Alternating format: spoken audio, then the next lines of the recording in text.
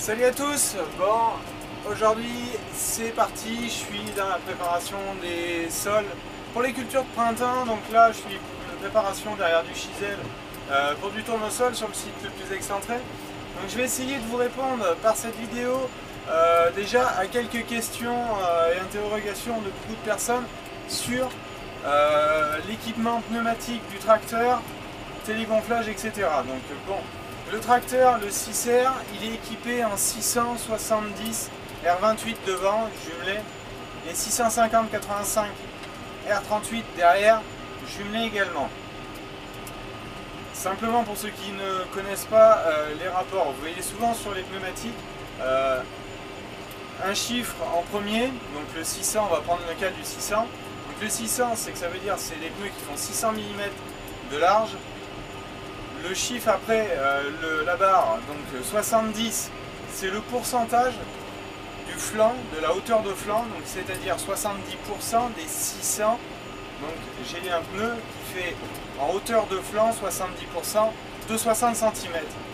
Et le dernier, R, donc pour radial, R, et derrière c'est le 28, c'est la hauteur de jante en pouces, donc 28 fois 254 et vous avez la hauteur. Autre point, pourquoi je ne suis pas équipé de télégonflage sur mes tracteurs? Alors comme vous le voyez, vous pouvez vous en douter, l'équipement télégonflage est enfin sur certaines marques aujourd'hui il est possible, notamment chez Fendt avec le VarioGrip, parce qu'on a le télégonflage par l'intérieur, même à l'avant. À l'arrière aujourd'hui sur Zenaterra, l'équipement que Michelin peut vendre, on peut avoir aussi un équipement par l'intérieur, par le moyeu. Donc ça pourrait être jouable effectivement, mais pas pour l'avant. Donc pour l'avant ça serait contraignant, ça m'impliquerait que si je veux jumeler, de le démonter. Et c'est impensable de faire passer un tuyau par de l'autre côté carrément de la roue. Donc voilà, un petit peu les points sur le jumelage. Le dernier, c'est la largeur. Donc le tracteur est bien effectivement plus large, il fait 4,40 m pour un outil de 4 m.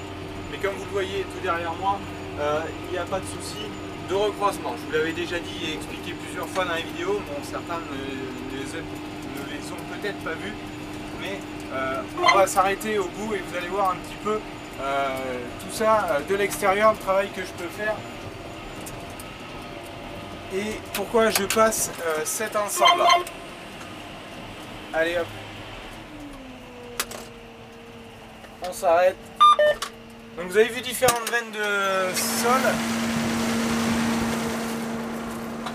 Quand on est sur le bout de la parcelle, tout là-bas, vous voyez ça fumait pas mal. Quand on arrive de ce côté-là, ça fume beaucoup moins. C'est normal. On est dans une parcelle où j'ai des zones qui sont totalement limoneuses et des zones là argilo-limoneuses. Donc avec pas mal d'argile, vous voyez. Je vous invite, donc certains voulaient de la vidéo 360, donc je vous en fais une. Vous tournez la caméra, vous allez voir, là j'ai une motte de terre avec de l'argile, vous voyez, ça fait vite la boude. Alors pourquoi je travaille avec cet ensemble herse rotative et vibroculteur? C'est surtout pour ce site là, parce que derrière ça, le rendu du paquet a tendance à faire ça, alors que le vibro recasse ses mottes et le peigne régalise. Vous voyez derrière moi, on a un chantier qui est plutôt bien nivelé. Alors si vous voyez, voilà, là on est à cheval sur deux coups de passage et vous voyez on a bien de la terre fine avec quelques petits agrégats. D'ici qu'on puisse semer, ils vont fondre. Donc pourquoi aussi le peigne, comme je vous l'avais dit sur l'autre site, voilà, c'est aussi de pouvoir arracher. Là on a une repousse de céréales, là on a des touffes de vulpin, voilà, vous voyez derrière moi on a une zone ici dans ce qui est argilo-limoneux où j'ai beaucoup de vulpin. Quand on est dans le limon tout au bout, on n'a pas trop ce souci là. Donc voilà pourquoi je travaille. Je cherche à travailler ici en combiné. Et l'avantage c'est qu'avec l'herse rotative, j'ai pas d'effort de traction.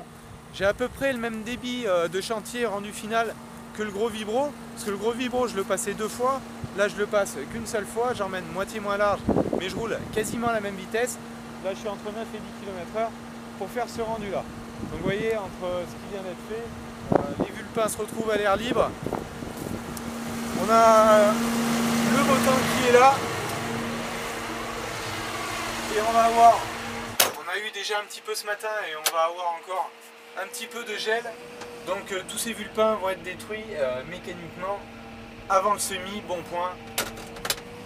Donc on verra quand se déclenchera le semis. Bon, étant donné qu'on revient sur une période un petit peu froide, je pense pas semer des 15 jours à venir, parce que le sol va se rafraîchir un petit peu par rapport à ce qu'il était aujourd'hui.